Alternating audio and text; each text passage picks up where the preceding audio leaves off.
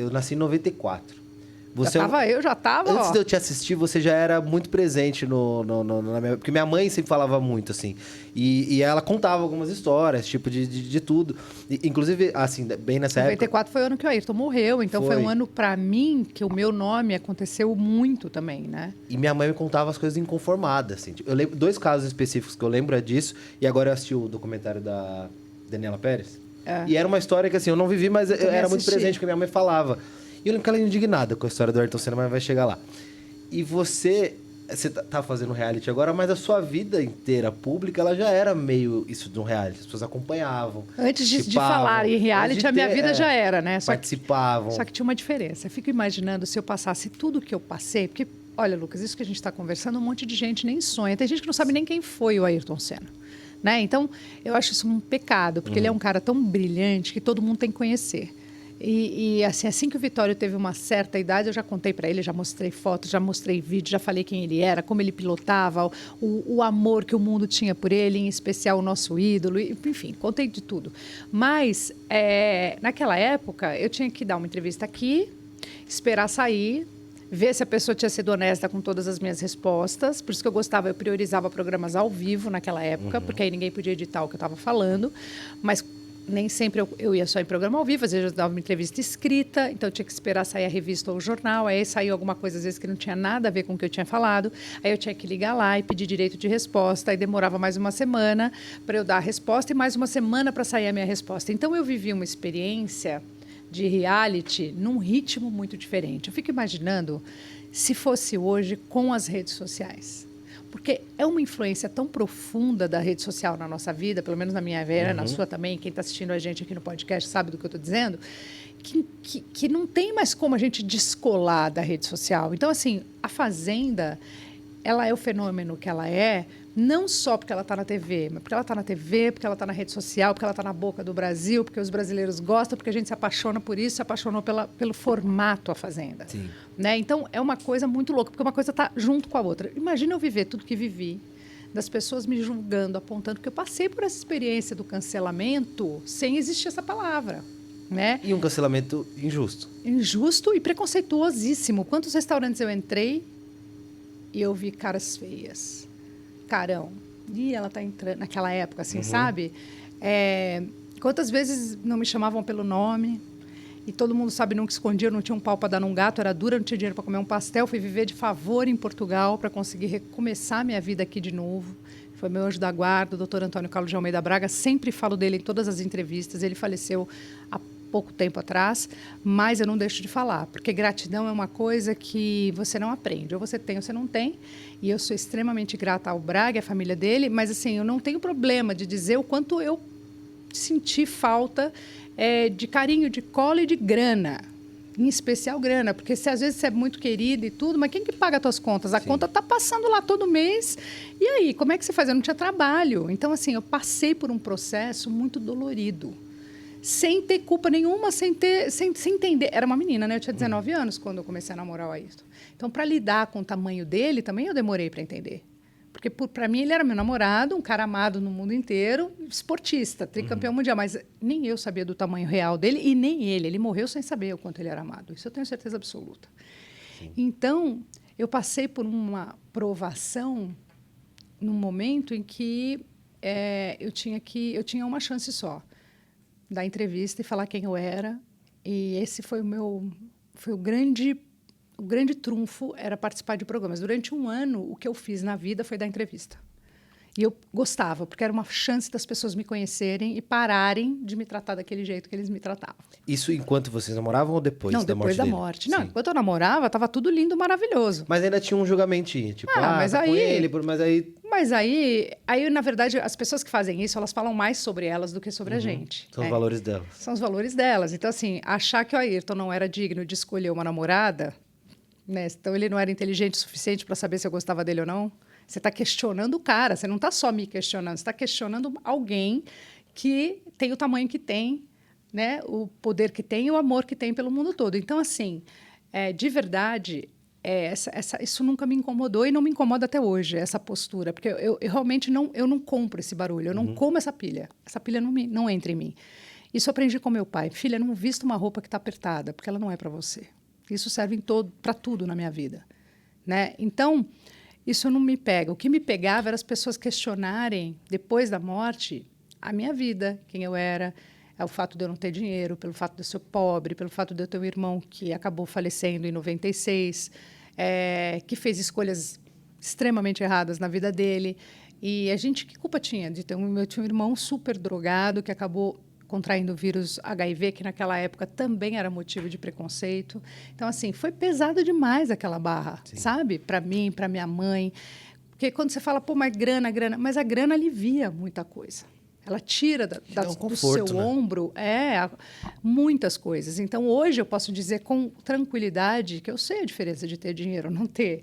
Só que eu não sou escrava dele. Eu me divirto com ele, que esse é o grande barato. Eu já vi algumas entrevistas suas que você falou sobre essa relação com o dinheiro, de que em algum momento você teve o dinheiro e ele não foi o suficiente para salvar a vida do seu irmão. Exatamente. E você conta também de um sonho do Ayrton da Disney que ele não realizou, podendo ir 20 vezes ele quisesse. O cara podia fechar a Disney se ele quisesse para curtir a Disney, entendeu? Nunca pisou lá. Então, assim, essa relação com o dinheiro, quando as pessoas falam que não traz felicidade, eu até li um meme hoje falando, não traz, a quantidade que eu ganho não traz mesmo. Mas, assim, de verdade, o dinheiro alivia. A felicidade está dentro da gente, né? Eu sempre fui uma mulher feliz. Mesmo eu lembro da minha infância na dureza.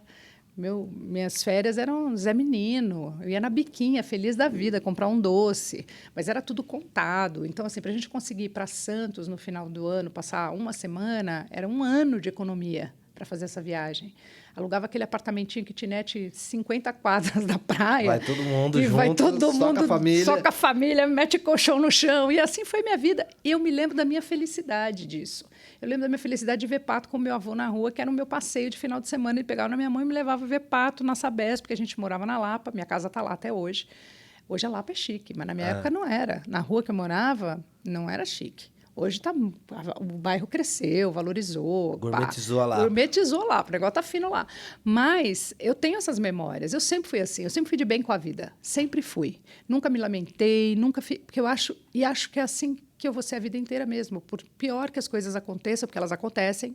A vida me puxou tapetes várias vezes. Mas se você ficar chafurdando na lamentação, se você ficar... parece que... primeiro, que a sua vida não anda. Segundo, que eu acredito na energia. Eu acho que você acaba atraindo. Isso não significa que eu dou risada de acidente de trem. Eu acho que a gente tem que entristecer, tem que viver luto. A gente está vivendo momentos tão difíceis na nossa vida. Eu choro, fico triste, mas eu tenho dia e hora para parar. Eu me obrigo a parar. Porque eu vejo a vida como o maior presente de Deus, de verdade, assim. Então, eu acho que a gente não deve zoar a vida, a gente não deve brincar com a vida, a gente não deve se arriscar além do que a gente já se arrisca, vivendo numa cidade como a nossa. Né? Então, já tem coisas que estão completamente fora do nosso controle. Aquilo que eu posso controlar, eu não vou querer o meu mal, entendeu? Então, eu vou querer viver bem de acordo com o que eu posso, dentro da minha verdade. Então, eu sempre fui de bem com a vida e nunca gostei de quem não é. E você tem uma resiliência, uma energia para recomeçar que ela é praticamente infinita, né? Eu tava vendo aqui, porque eu lembro de ver alguns programas seus e eu lembro que em algum momento eu não vi mais, né? Que fala, ficou fora da TV e tal. Geladeira, e aí eu falei, aí eu fui olhar, né? E aí eu fui ver que o único ano que eu não achei que você fez algo na televisão foi 2019, que foi ali também começo de pandemia. Todos os anos você estava em algum lugar. Ou você estava no Acabo, ou você estava na TV, ou você estava no YouTube. Eu nunca parei. Você nunca parou. Eu não consigo falar não para trabalho. Acho que sempre na mesma energia. Você liga lá, de madrugada, de pijama, fazendo protesto, tá fazendo. Reality show, tá fazendo. Tamo lá. Falando besteira às vezes, tamo lá. Tá lá. Contando feijãozinho. Vamos lá fechar, vamos lá. Faz parte do meu game. Eu não consigo falar, acho que até pela minha história de ter passado necessidade, de ter visto o quanto é importante... você trabalhar e ser remunerado e conseguir pagar suas contas, que eu não tenho capacidade de falar não para uma proposta de trabalho. Não consigo. Eu até acho isso grave. Eu fiz terapia para poder entender por que o não é tão difícil de sair da minha boca, principalmente para o trabalho. Eu falo não para um monte de coisas. Mas quando fala trabalho, cachê, ou até sem cachê, porque a gente continua fazendo coisa de graça, você sabe do que eu estou falando, Sim. O artista faz coisa de graça a vida inteira. Sim. Então, assim, eu não consigo falar não.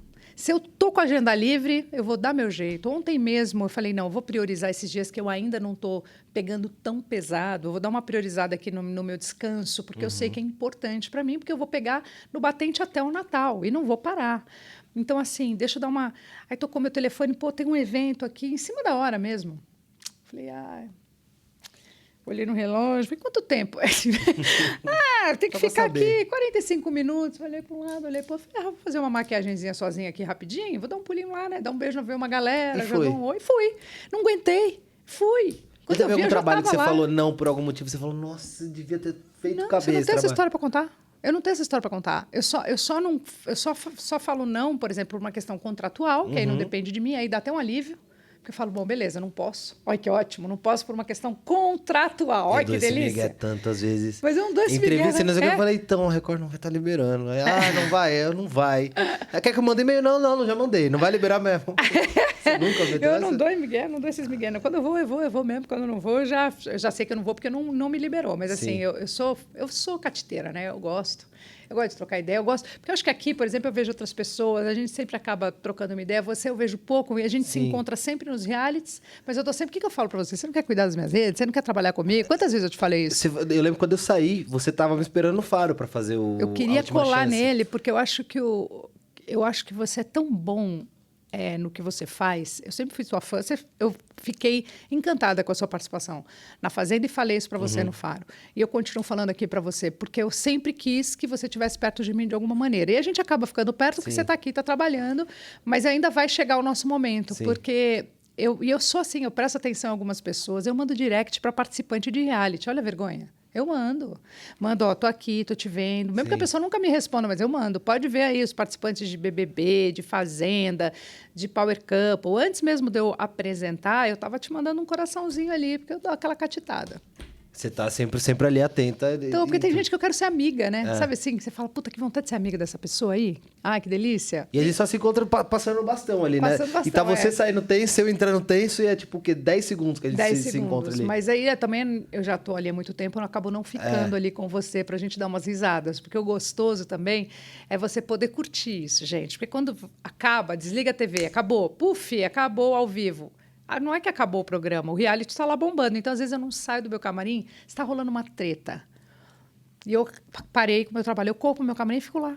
Até acabar essa treta. Se não acaba a treta, eu vou ficando. Quantas vezes eu saí 4 horas da manhã? Teve um dia que eu te encontrei, uma que atrasou lá 1 hora, eu saí 2h30, tava você voltando. Eu falei, o que ela tá fazendo aqui ainda? Tava assistindo as tretas. Tava vendo a treta. Tava vendo a treta, não consigo me desligar. Então, assim, eu sei que eu gosto, eu sei que eu sou apaixonada mesmo, eu sei que durante a Fazenda eu vou ficar enfiada lá em Itapecerica. A chance de eu voltar cedo é bem pequena.